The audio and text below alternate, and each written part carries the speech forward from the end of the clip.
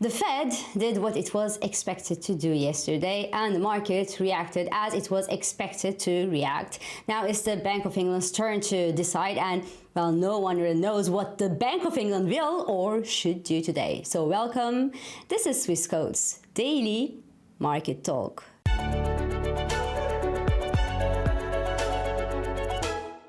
So yesterday's Fed meeting was so predictable. The Fed maintained its interest rates unchanged as expected.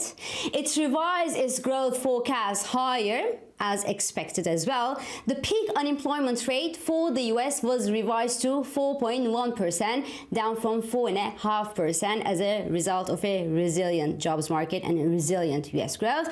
And the Fed President Jerome Powell said that, well, they are now getting closer to where they want to be in terms of monetary policy, and that the bank must now proceed carefully on the last mile because it's important. He also said that the positive pressure that we see on the US yields was actually due to strong growth prospects for the US and this abundance of treasury issuance rather than, well, higher inflation expectations for the US. Well, we all know that higher growth and higher inflation will somehow go hand in hand in general. But okay, he just said it and we just took it as it is. And the dot plot from the Fed showed one more interest rate hike before this year ends and less interest rate cuts next year. Because in their June projections, remember, the Fed officials were thinking of cutting the interest rates from 5.6% to 4.6% next year. Now they think that we will end up 2024 with a Fed rate of 5.1%. So yes, it was hawkish without much surprise. However,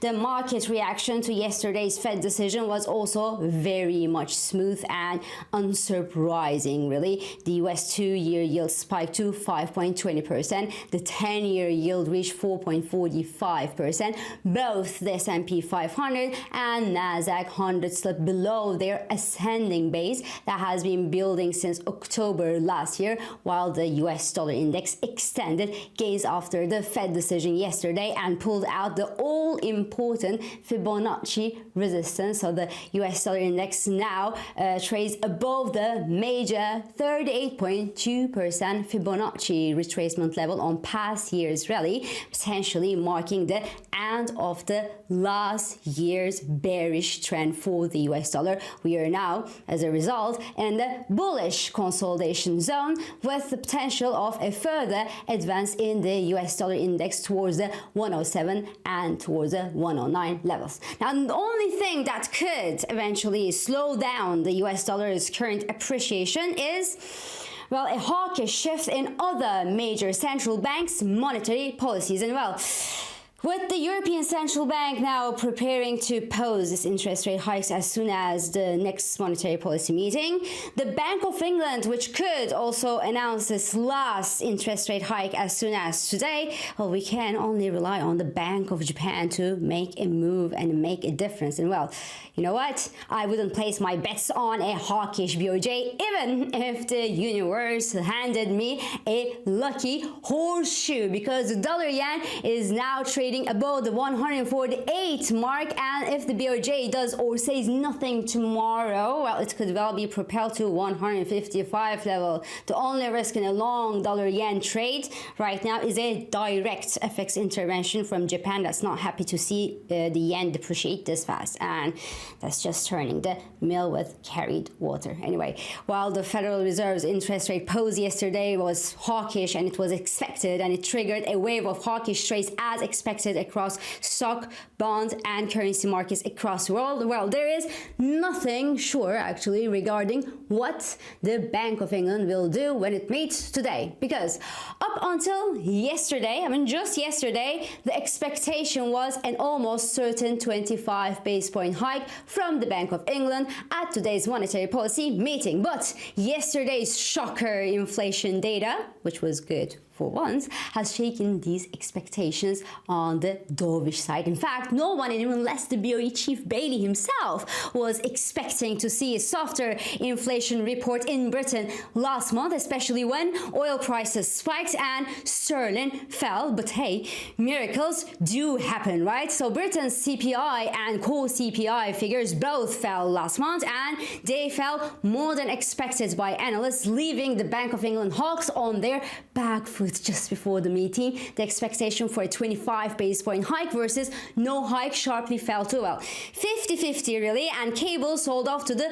lowest level since March this year. So the question is, what will the Bank of England do today? Do you think that they will just stop here and dance? Well, I don't really think so, and for two major reasons among others. Because first, yesterday's inflation data was very, very much welcome, that's for sure, but it also got many people scratching their heads and thinking that this can't last. Well, it maybe got Rishi Sunak dancing, as he himself was probably sure that his target or his wish or his promise of having inflation by the year end was, well, nothing was wishful thinking, but now it's less wishful thinking. But for the others than Rishi Sunak, well, it would be really very surprising that inflation actually remains on a falling path in the UK, unless obviously Brits really stop spending, and they stop spending big, and oil prices fall and sterling gains.